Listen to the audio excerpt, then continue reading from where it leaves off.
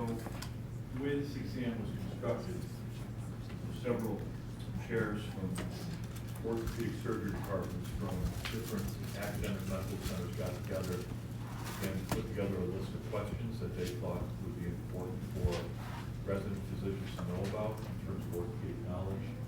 So the way the questions are ordered, they're ranked in terms of how important the questions are. Okay, so they're ranked in terms of that. And so the first question here, so every question could be scored with 1 point. Some of these you can be partial credit, but there is going to be 1 point to be scored at 25. So the first question up there, what should all new work be examined for? Congenital hip dislocation, that's a good deal. Right, so that's the first one. 1 point for that. Compartment syndrome, increased pressure in a closed fascial space. How do we differentiate acute septic arthritis from inflammatory arthritis? So it has to be an aspiration for that. Okay, so you can set lab values, that's fine, but it has to be an aspirate from the knee joint. That'd be 1 point for that.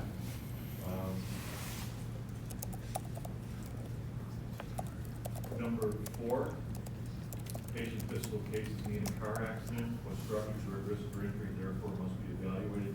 Big one there is the popliteal artery. Patient punches his companion in the face, sustains a fracture of the fifth metacarpal 3 millimeter break in the skin over the fracture. Correct treatment and why? Irrigation debridement, and then risk of infection is the other half point. IND half point, then risk of infection. Number 6, patient comes to the office complaining about low back pain that wakes them from sleep. What 2 diagnoses are you concerned about? 1 would be cancer, there would be infection, so half point for those. How is compartment syndrome treated? You said surgery, that would be fine. Fasciotomy would be the other answer. Number 8, patient lands on his hand and his tentative palpation of a snuff box. Patient from the thumb extensor and abductor tendons. Initial radiographs do not show a fracture. What diagnosis would be considered? Scaphoid fracture would still be the one that you'd want to consider. They said carpal bone fracture also accepted as well. I don't know how many patients you guys see who have these type of injuries, but these spooch injuries are relatively common. You palpate the snuff box region, if there's tenderness there, you will go into the image done. Scaphoid is notorious for having negative radiographs, and there still could be a potential fracture there. Let me ask you guys this, radiographs, sensitive or specific?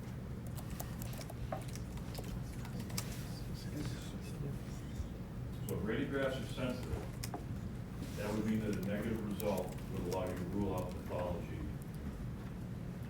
consistent. Is that the case? More specific. So you can still do radiographs, and so that's the kicker here. So the radiographs are negative. What still should be considered? Fractures. These fractures can be occult all the time. And it's interesting because I mentioned earlier today that screening tests, like Cade cervical spine rule, auto knee rule, auto foot and ankle rule, are all sensitive, right? Sensitive. You know, COVID tests that all of us took are all designed to be highly sensitive, meaning that if you're negative on it, there's a really good chance you're negative on it. Most screening tests are. Radiographs, unfortunately, are more specific, and they're not really the best screening tool to be used that way. But they are specific. So if you see a fracture on a radiograph, it's probably different. Questions on that at all? How would you manage a patient who has tenderness in the snuff box area, but the radiographs are negative?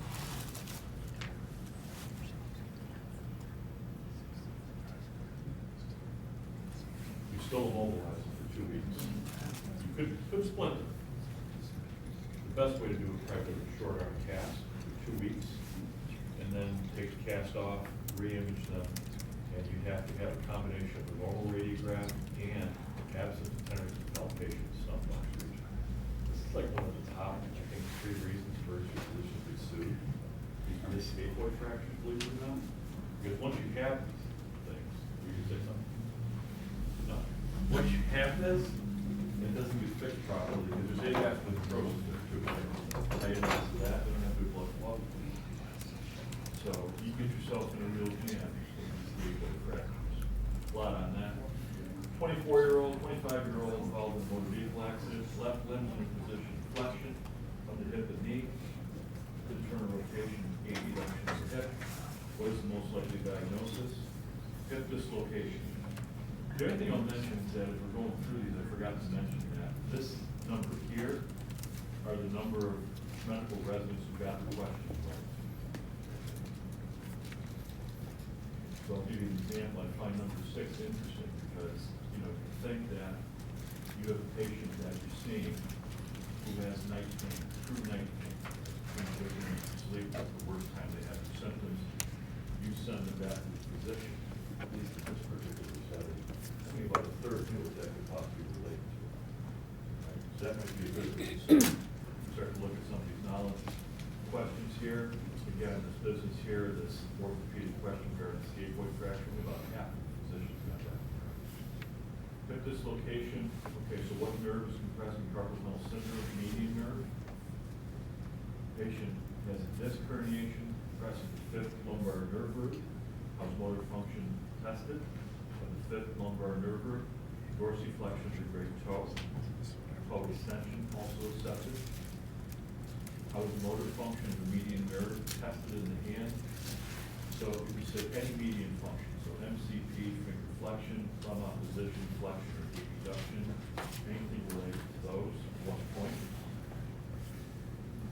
On the radiography question here, 12-year-old severely twisted ankle, radiograph showing soft tissue swelling. He's tender at the distal aspect of the fibula. There are 2 possible diagnoses. One would be fracture still, right? Because that would be a cult. And the other would be a ligament sprain. You could truly have negative radiographs. There could also be a fracture there as well.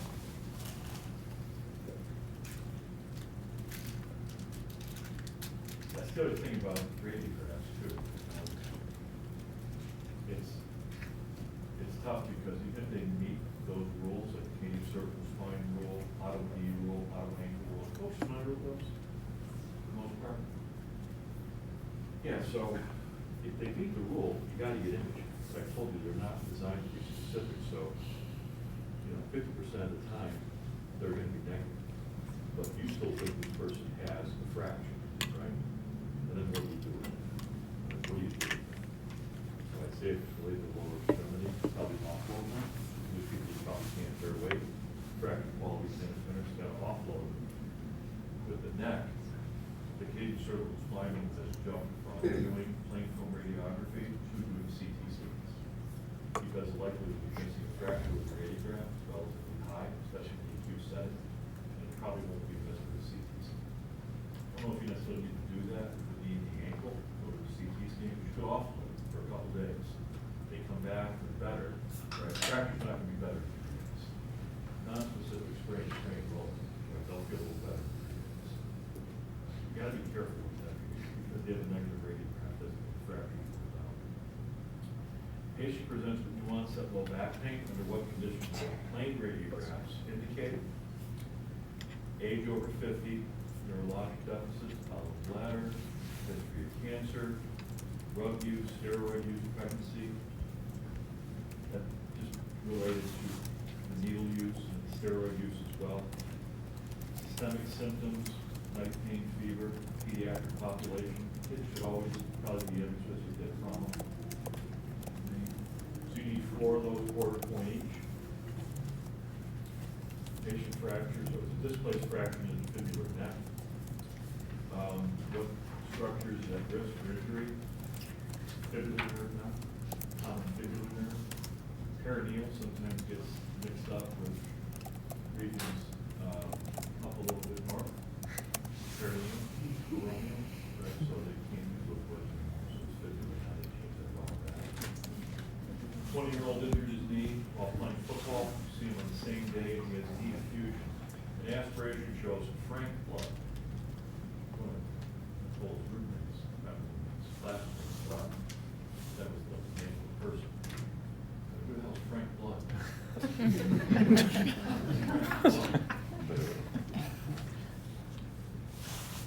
I used to teach PT 101 too, before I took over this job that I don't like anymore. PT 101, freshman.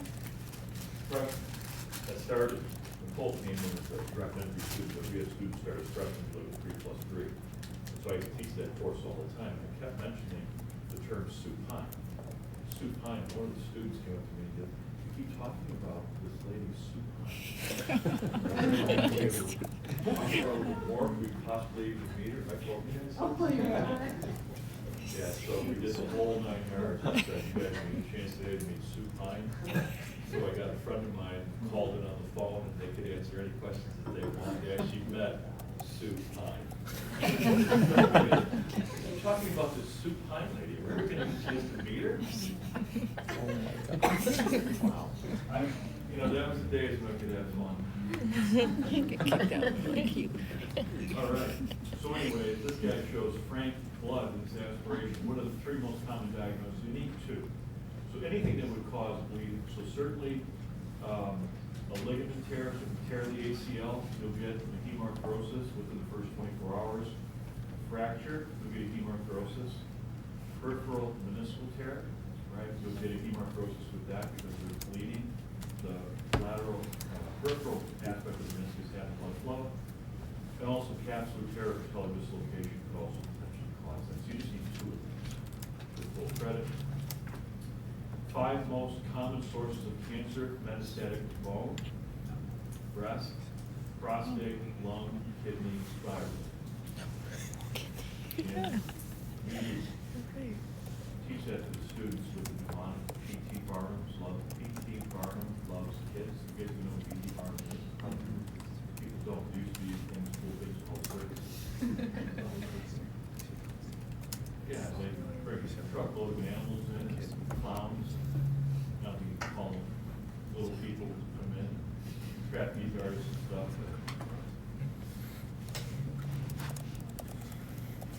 He did it, didn't he? Yeah. Listen, look, the outskirts, where you probably still have these things. People like to go, you can't have it.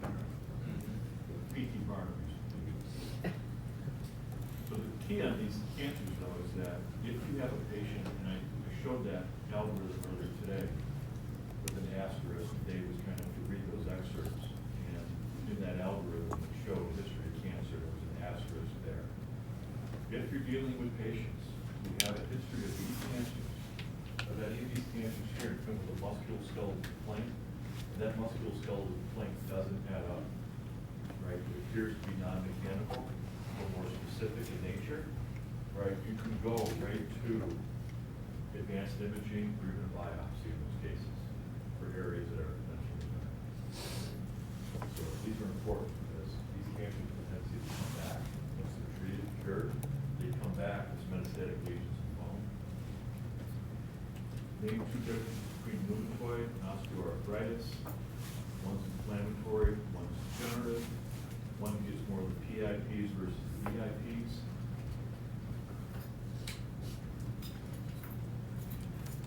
I think rheumatoid is probably osteoarthritis is more localized.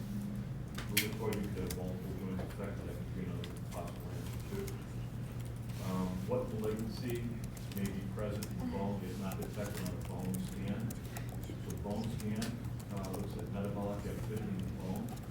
So you inject the patient with a radiopharmaceutical, aim for a few minutes, and the radiopharmaceuticals migrate to areas of bony metabolism, high bone scan, hot spots, that type of thing. So the myeloma won't show up on it. Or any of these hematological malignancies, these blood-based cancers won't show up on it. As I mentioned earlier today, that one case with the kid with Chiari malformation, radiology with an emergent vision order diagnostic imaging of all 3 areas. Radiologists struggle. So if you're dealing with a patient who potentially has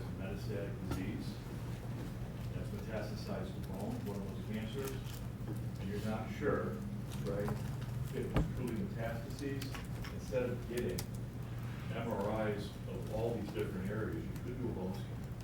And a bone scan would be a good idea to give you just a general understanding of where some of these metastatic lesions might be. And it's easier to read for the radiologist too. Myeloma, function of the normal anterior cruciate ligament in the knee, prevent anterior displacement of tibia and femur. Difference between osteoporosis and osteomalacia. So osteoporosis is decreased bone density, osteomalacia is decreased bone mineralization. So I was looking at this last night a little bit, and I jotted down a couple of notes on this. And so these are, metabolic processes that occur. And so the normal ratio of bone mineral to bone matrix is about 7:30.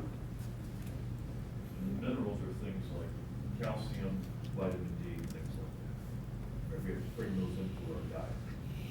The matrix is things like collagen, proteoglycans, and other proteins that surround that matrix. So the matrix gives the bone strength, right? Gives the bone strength, makes the bones dense.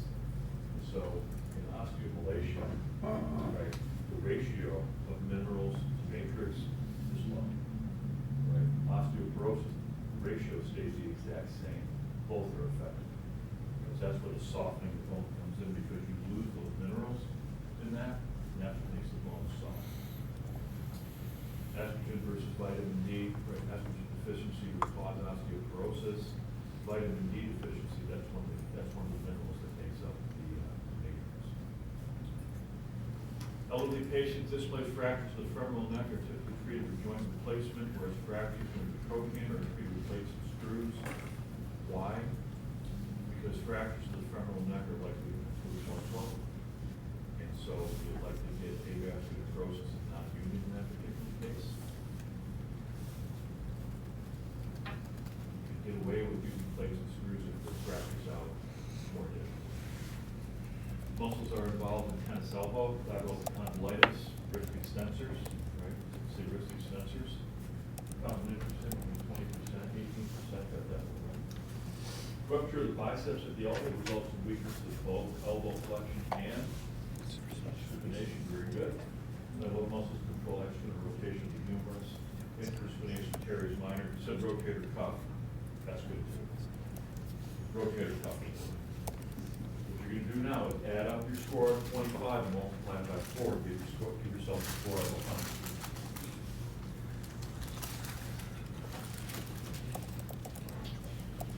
Give yourself a score out of 100.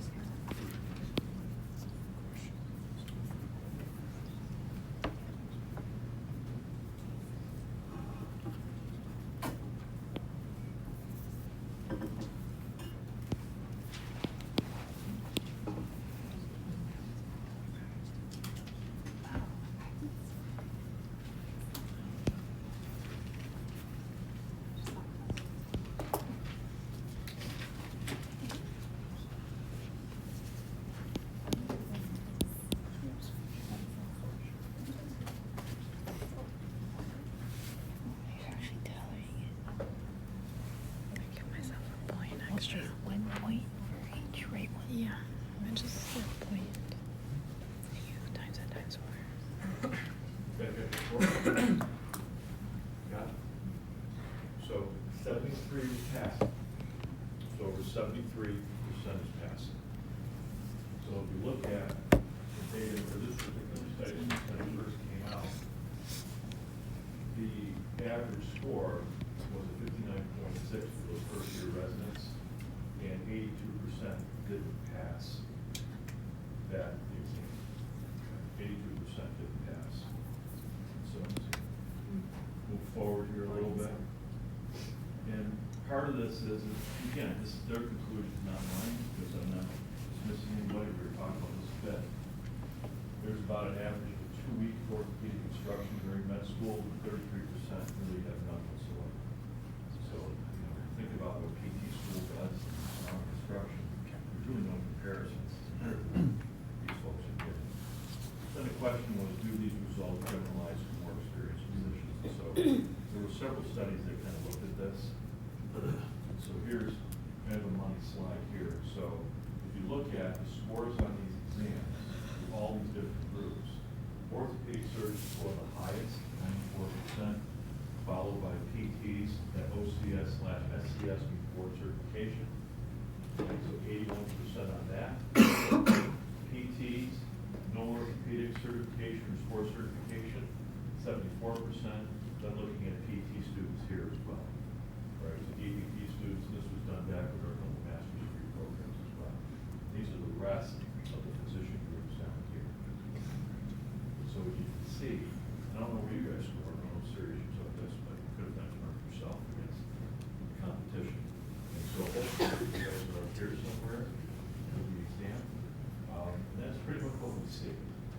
So the musculoskeletal knowledge is used a lot to try and provide an argument, provide we should be doing things that we're doing, because again, who are we competing with? We're competing with family practice and our medicine physicians for these group of patients and direct access perspective, so that knowledge is appropriate for those types of groups. Any questions on that at all?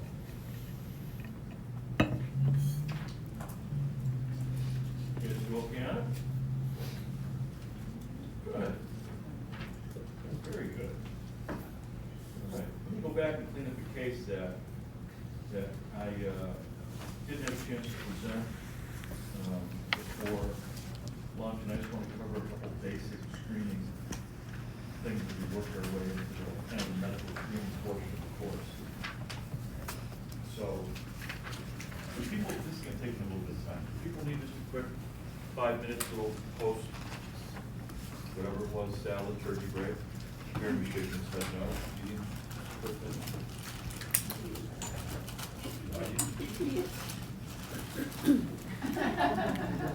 got Stanley scissors. There you go. I'm old and aged, but I'm going to bring it with high energy. So anyways, we'll probably go for about 45 minutes, so we'll take an extra get that. But let's go ahead and just talk through a little bit. We already talked about those PTs. We don't have access to ordering diagnostic imaging, ordering lab tests, and stuff like that. So we have to base a lot of what we do, advise anybody who's doing these medical screenings to base it on these type of things right here. So certainly the clinical presentation, talk about this already. So the history, the physical exam, and response to intervention all will be important. We showed several examples of that earlier today. The things could have probably been done a little bit differently and more efficient. Associated signs and symptoms of disease, we'll talk about that in a minute. Personal and family medical history, so the #1 risk factor for disease is the previous history of that.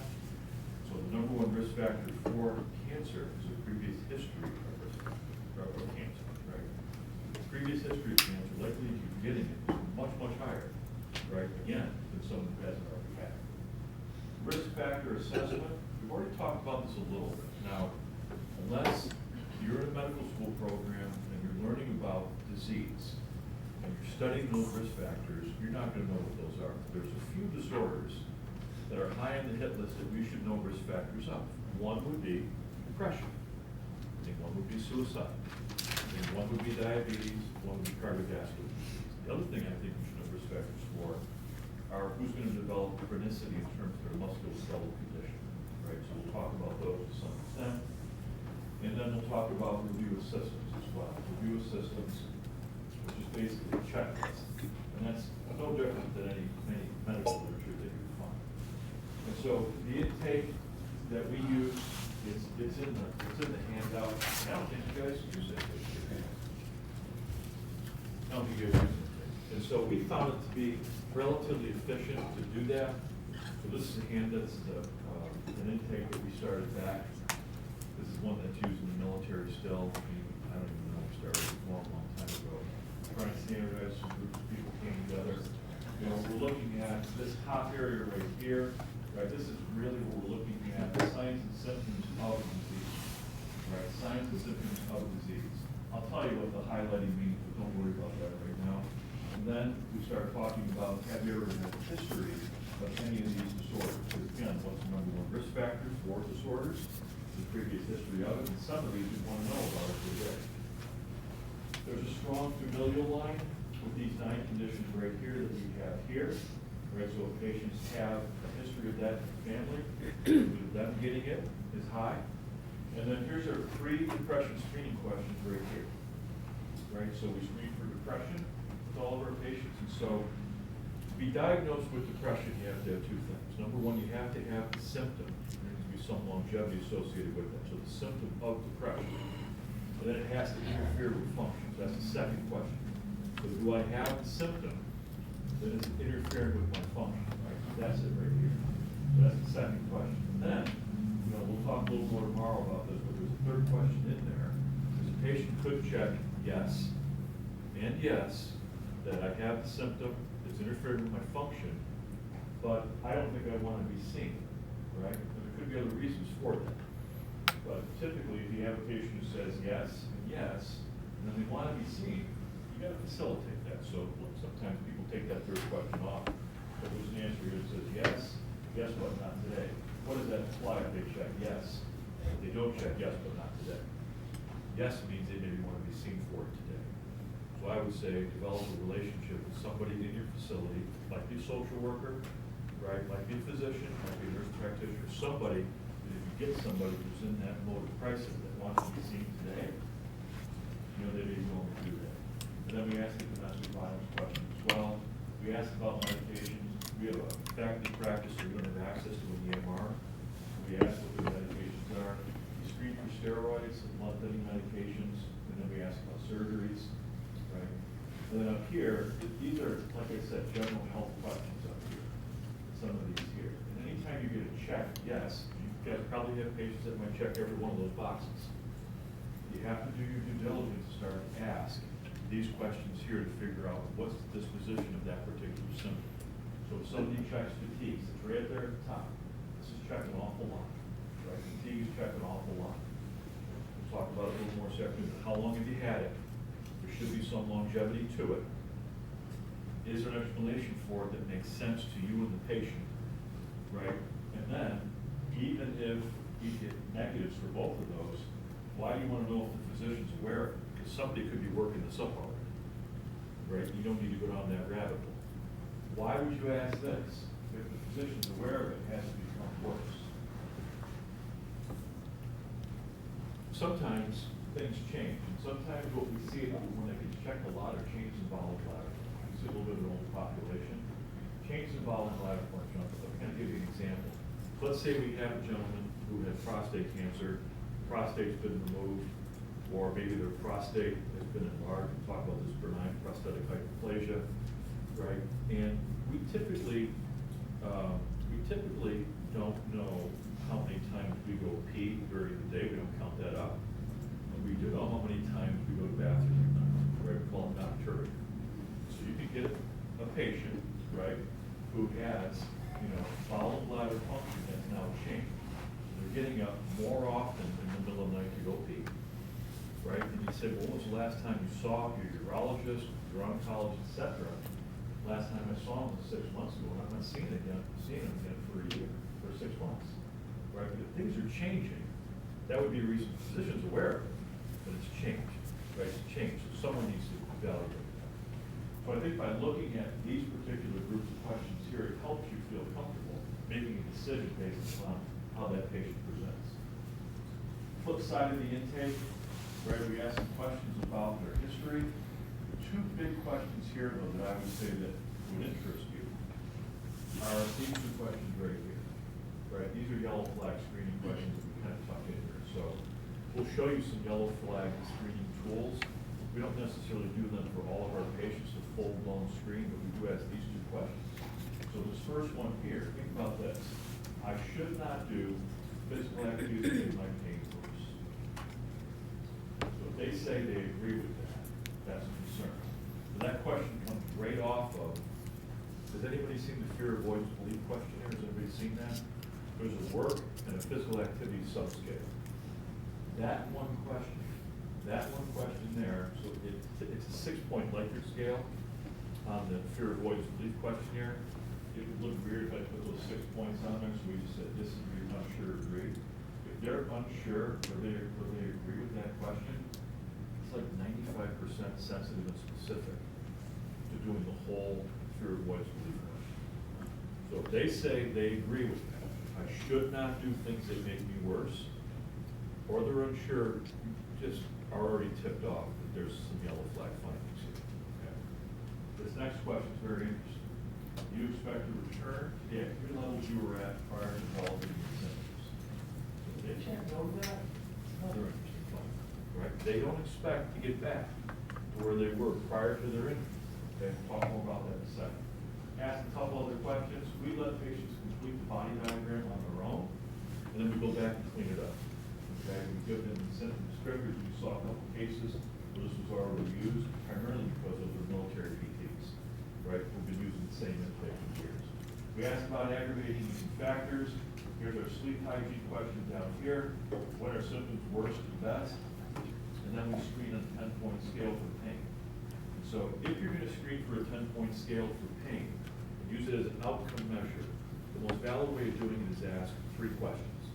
What's your pain sitting here right now? Right? What's your pain sitting here right now? 0 to 10, 0, no pain, 10 worst.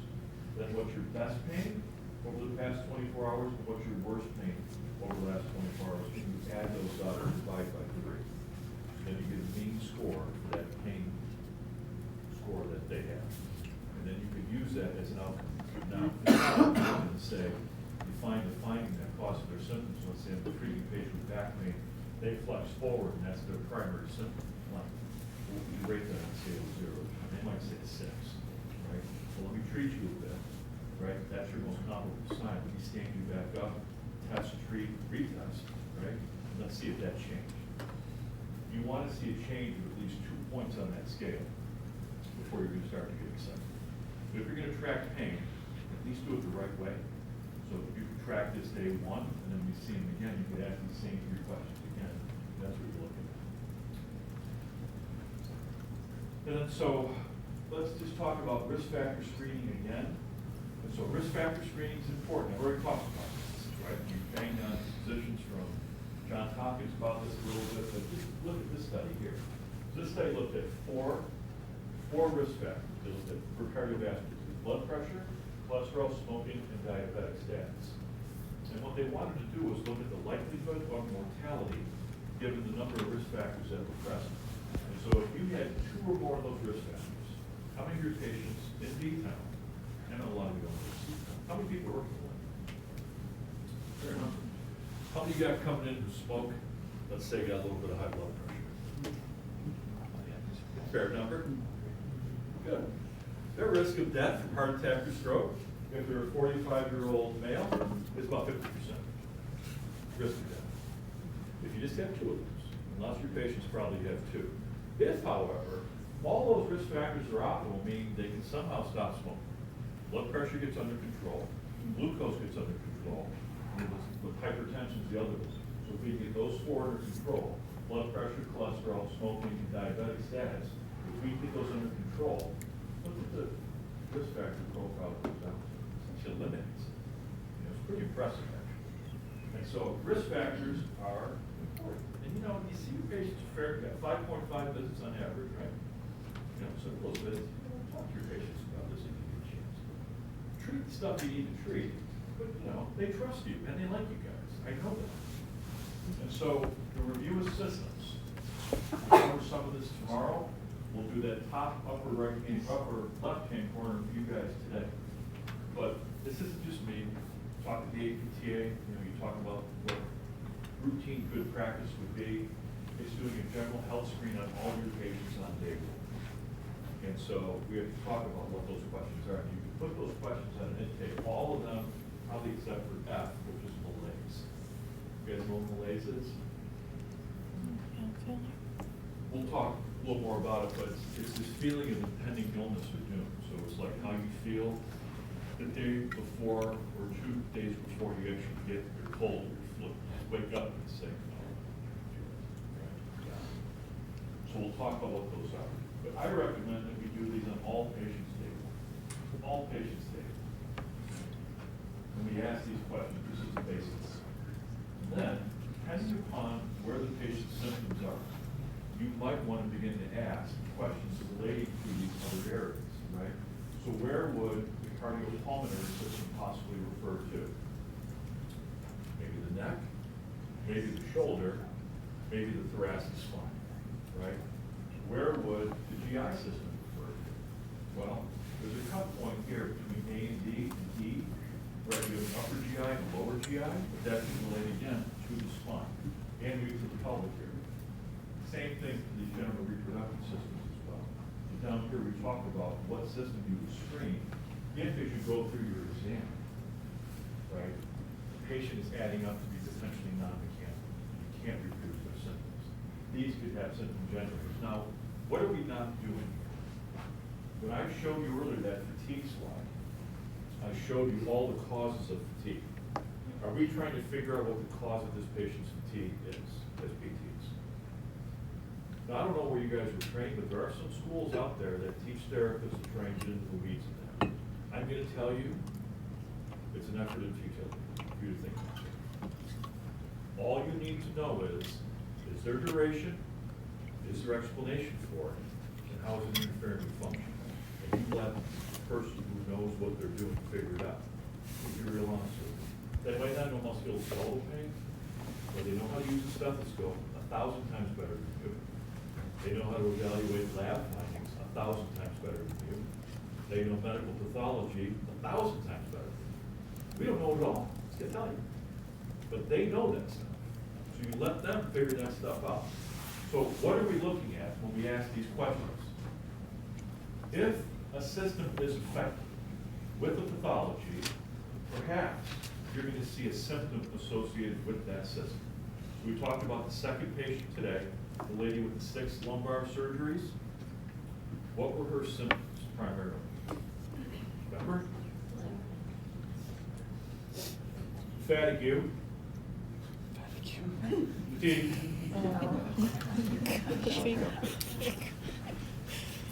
My lady friend grandson started to read. This is the word here, fatigue. I said, I like the way you said that. Fatigue. Sum it up. Right? So she had fatigue. She had SOB, which is also dyspnea, and she had lightheadedness, right? Dizziness, right? And so these balance problems, dizziness. So dizziness can be related to cardiovascular, right? Fatigue can be related to cardiovascular, and SOB can be related to cardiovascular.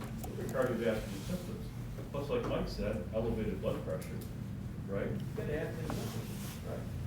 And so we're going to screen systems on a physiologic level looking for symptoms. Because these are what physicians understand, right? So when you send a patient back to a physician with a complaint of fatigue, as I explained, with duration, right? It's interfering with function, they understand. Care less about a straight leg raise, care less about upper limb tension test A, care less about your posterior anterior pressures, just care less about your hip scour, don't care.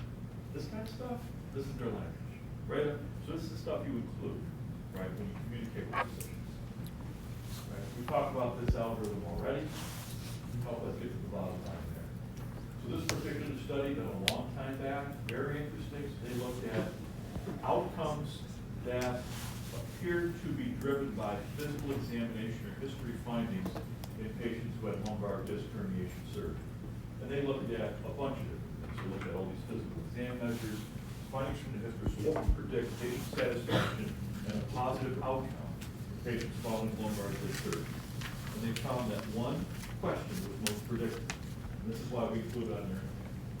Do you expect to fully return to work following your surgery? These are all patients who were off work on sick leave. 76% of patients said yes, and of those, 3 or 4 patients returned to work. 24 patients said no, I don't expect to return to work, and only 1 of 4 of those patients returned. So I'm gonna just tell you something here. So here's this fear avoidance model, right? You have an injury, and you have one of two ways of going, right? You would think that the literature would be completely bombarded, let's say following ACL reconstruction, right? There's a period of time where I have my injury, my pain experience, right? I have no fear and I confront, right? You think the literature would be bombarded with patients who confront their symptoms because maybe they're making themselves worse, but it's not. There's one population that should not be confronted with their symptoms. You guys know what that is? I'm playing right now, I'm going to check the score.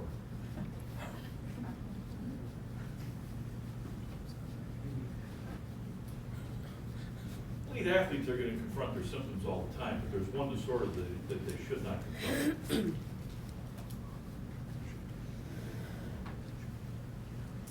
You guys follow sports at all? What's one disorder that athletes should not confront? What's that? Fatigue?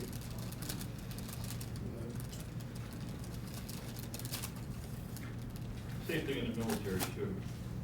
6-0 casualties. So casualties. How about wildfires in Southern California? Was it legit with those fires behind the Hollywood sign? That's Mike Bank's nickname, by the way. You guys know that? It's Mike Bank's nickname. Hollywood. Really?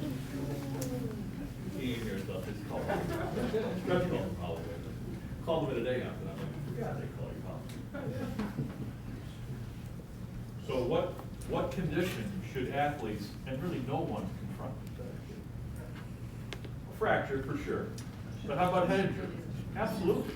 Those are ones we gotta hold patients back from, right? We've got a whole ton of literature of athletes trying to get back to work too quick, or sport too quick, falling ACL, Achilles tendon, that's okay. This is a pathway that really starts to cause problems here. So if patients tell you they don't think they're getting back to their full activity, they tell you that they shouldn't do physical activity, makes their pain worse, I would tell you that those are probably the most challenging patients to treat. I'm gonna tell you another thing too. You guys probably don't want to hear this. Because let me paint a picture for you. A little overweight, right? They change into a gown, you see they got a little duck butter, their arms a little bit. They reek of I don't know what the big cigarette is out here. They have reservations out here in New York State. They buy their cigarettes on their reservation for like $1 a pack, which makes it easy. Reservations and all over the place. Reek of marijuana. I mean, I can't believe it. It is what it is, I suppose. But so they got, you know, everything going on here. And I'm painting a picture that they shouldn't do physical activities make their pain worse. And they don't expect to get back to where they were prior to injury. How do you feel about those patients? Are they fun to treat? They got chronic pain. They haven't gotten better by some of your colleagues, and they're back to see you. How do you feel about it?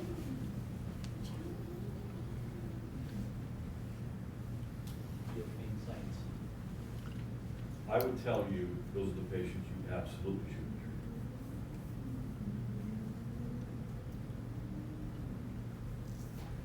Those are the patients that Nicole came out on Buffalo for 3 years to learn to treat. Right? Because if they tell you, yeah, I'm gonna get back to work, I'm gonna get back to my activity levels, I don't have any problem doing activity that makes my pain worse, you don't have to do anything. Those are the ones that get better. Do you follow me? Why do you think young therapists like to treat post-surgical needs? Right? ACL reconstruction. Right? When I was in the military, all of our therapists wanted to treat those patients. Why? Motivated, easy. When I came to the fellowship, those are the patients that I enjoyed treating because I didn't know how to treat smart. I didn't want to treat smart. You told me those things, I don't want to treat them. You give them somebody else. You're not going to get better. Or I was very skeptical about them, and I didn't want to treat them because I didn't think they were going to get better. Because I'm blaming stuff on them. But that's why we went to school. That's why you guys are learning about this stuff. You're going through fellowship to treat those challenging patients. Those are the patients that we can get better, and probably nobody else can. If you cut those people loose, what's going to happen to them? They're going to go back to that slide, right, where we start talking about that top 10 list, and everybody's red and orange. They're not gonna get better. So that's my charge to you guys, treat those patients and get it better. They're hard to get better. Again, what are their expectations? And start to change them. Any questions on that at all? I'll leave you with this quote from Dr. Still. So he was an osteopathic physician from first medical school. I can say this for later, but it's Well, not a just, question, you but, just read it. I'll leave it up. We'll take a little break. Second, education. but there's a growing interest in research on different cultures and the way that they perceive their pain experience. Yeah. And some are encouraged to have pain catastrophizing behavior, because that's their coping mechanism, Yep. and it actually helps them towards their functional goals. It's not something that they perceive it's going to be a barrier to their recovery. They Yep. actually prefer to go through that experience because it's part of the way that they grew up in their culture. And I think, you know, you guys have heard about cultural competence in terms of care, and I think that's a big part of our practice. And so I want to say that, are you like a facilitator for this short But if you look at page 5 of your intake, or your handout here, what's your first name? Oscar. Oscar, let me see if I can find it here. So page 5 here. Don't have a lot of time to go through that. The culturally competent clinical practice. Right. Different populations look at things different ways, for sure. Right, so we do mission trips to the Navajo Reservation, high desert in Arizona. And so we go there in part because we do some work with some of the schools who are understaffed with PT, so we do IEPs for some of the students, kids that are there in the group homes and stuff. But there's also a U.S. Public Health Service hospital on the reservation. So that's a federally funded facility that provides care for the Navajos in that region, right? And it's amazing. It's amazing to me because half of the physicians are traditional Western medicine trained physicians. The other half are quote unquote medicine from the Navajo tribe. And you have a choice as to who you'd like to be treated by. They're legit. They're legitimate physicians, you know, kind of who are credentialed, you know, through the systems. It's a federal system. And so many folks would rather be treated by the medicine, right? Using a much more traditional, non-medicinal means of healing. It's very psychosocial for that group too, when it comes to that. So we don't have time to go through this, but you raise a very interesting point. And you need to know what kind of cultural individual you're dealing with and how that could potentially influence their outcomes. I would agree with you. That could definitely be there. Or a facilitator. You don't want to hinder that. Excellent. Any other questions? This isn't rocket science here, but you can look through it.